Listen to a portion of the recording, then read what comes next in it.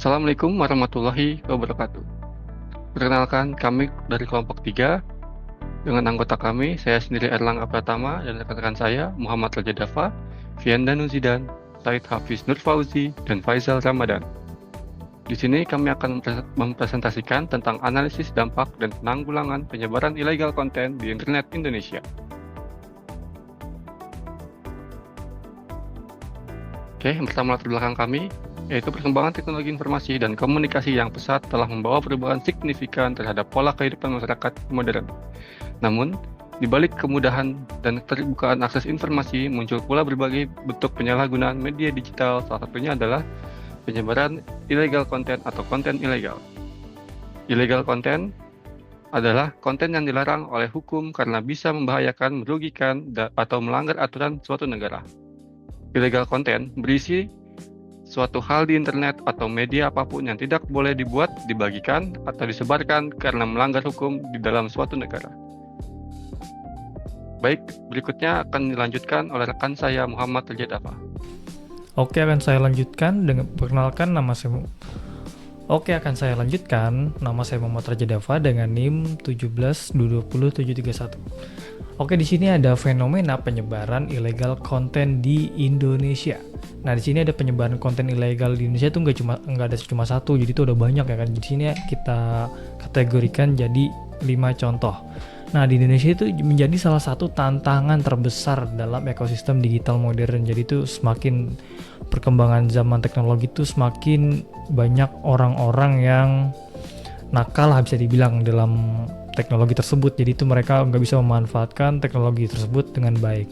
Nah, di sini kita fenomena penyebaran konten ilegal itu yang pertama tuh ada konten pornografi. Konten pornografi termasuk materi visual atau teks yang mengandung unsur seksual dan tidak sesuai untuk diedarkan secara bebas. Penyebaran jenis konten ini melanggar hukum banget pokoknya dan berdampak negatif pada pengguna, terutama anak-anak. Nah, oke, terus yang kedua ada hoax. Nah, hoax itu apa sih? Hoax itu kurang lebih itu kayak informasi palsu yang dibuat untuk menyesatkan orang-orang lah. Jadi itu kayak beritanya tuh nggak fakta lah. Jadi itu memutarbalikkan fakta. Jadi itu kayak memprovokasi atau mempengaruhi opini publik. Biasanya tuh menyebar cepat melalui media sosial. Nah, terus tuh yang ketiga ada ujaran kebencian. Nah, ujaran kebencian itu mencakup komentar atau pernyataan yang menyerang individu, terus kayak kelompok berdasarkan agama, ras, etnis, gender, atau karakteristik lainnya. Jadi itu bener-bener kayak nyerang mental seseorang begitu kan, kayak buzzer kan contohnya kan seperti itu. Nah, terus yang keempat, kita lanjutnya yang keempat ada penipuan online. Nah, penipuan online itu apa sih? Penipuan online itu melibatkan tindakan manipulatif untuk mendapatkan keuntungan pribadi seperti phishing, promosi palsu, atau transaksi fiktif. Terus kalau udah di phishing, penipu tersebut mereka menjual produk, terus menjual beberapa produk yang dibanting dengan harga murah. Terus di situ teman-temannya tuh merasa kayak, wih, kapan lagi kan beli barang dengan harga murah? Terus di situ bisa jadi dan korban tersebut akan merasakan kerugian pada orang yang mengirim phishing tersebut. Kalau seperti itu. Terus yang kelima adalah ada pelanggaran hak cipta. Nah, pelanggaran hak cipta ini terjadi ketika seseorang menggandakan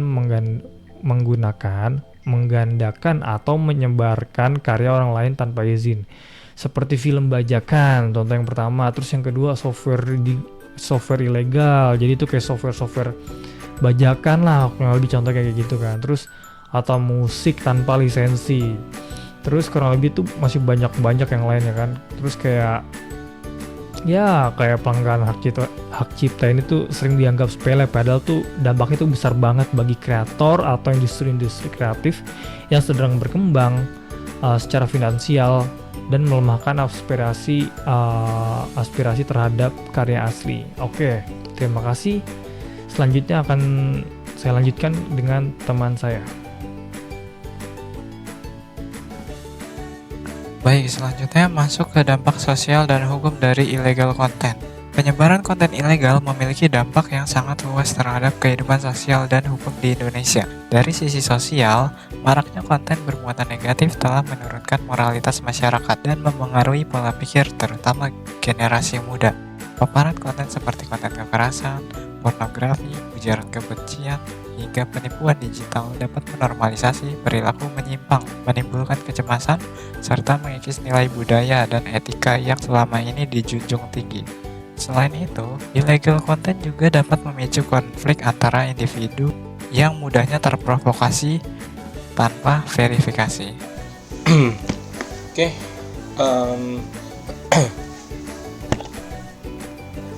Bismillahirrahmanirrahim. Perkenalkan, nama saya Faizal Ramadan dengan NIM 17220513. Kali ini saya akan membahas dampak hukum. Oke, di sini dampak hukum dari maraknya penyebaran konten ilegal menciptakan tantangan yang sangat kompleks bagi penegak hukum di Indonesia. Kalau kita uraikan satu persatu.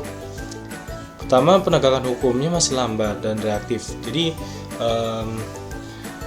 pergerakan hukumnya masih leha-leha gitu kan, masih lambat gitu kan. Dan contohnya aja kasus tentang perjudian online itu menurut saya sih masih agak lambat banget lah ya, dan masih bergeraknya cukup lambat banget, dan ya malah lebih ke arah dunia cyber yang lain ya dibanding yang kayak konten ilegal kayak gitu sebenarnya. Yang kedua, pelaku mudah membuat akun baru. Nah, ini yang bahaya nih, pelaku mudah membuat akun baru seperti halnya dalam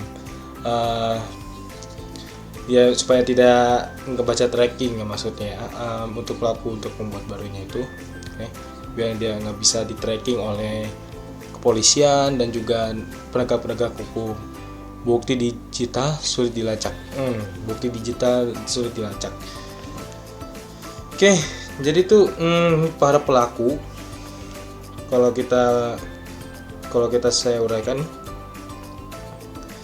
bukti digital sangat sulit bukti digital.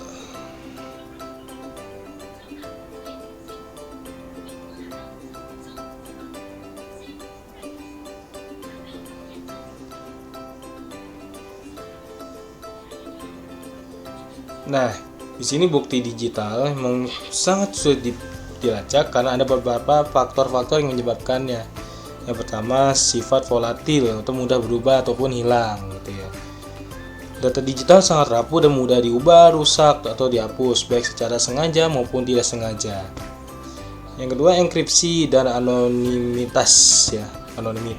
Pelaku kejahatan cyber sering menggunakan teknik enkripsi canggih untuk menyembunyikan data, membuatnya hampir mustahil diakses tanpa kunci yang tepat.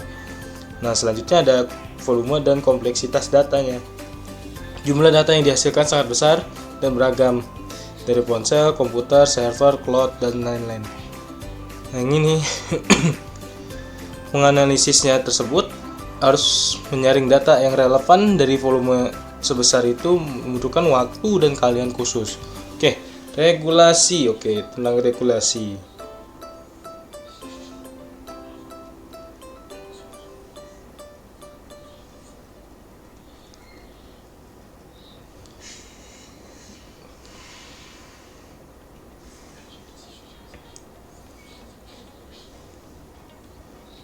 Nah, ini regulasi seperti Undang-Undang ITE ya. Sini pasal-pasal itu multitafsir ya, pasal karet ya. Beberapa pasal yang seperti yang berkaitan dengan pencemaran nama baik, pasal 27 ayat 3 yang kini telah diubah menjadi pasal 27A dalam Undang-Undang ITE terbaru gitu kan. Nah, ini nih yang ini bahaya, ini dianggap terlalu luas dan juga multitafsir. Takutnya yang menyebabkan penyalahgunaan untuk membungkam kritik dan membatasi kebebasan berekspresi yang berujung pada kriminalisasi individu. Nah, itu makanya itu belum optimal diterapkan, jadi bisa masih multitafsir gitu kan. Dan juga pengawasannya belum optimal. Kalau di sini regulasinya pembahasan belum optimal Ya, meskipun dasar hukum sudah ada, pengawasan terhadap aktivitas digital dan penerapan sanksi masih menghadapi tantangan tersebut. Jadi regulasinya itu masih belum optimal sekali ya untuk undang-undang ITE tersebut. Baik, kita lanjut ke teman saya berikutnya dan terima kasih. Silakan dilanjut.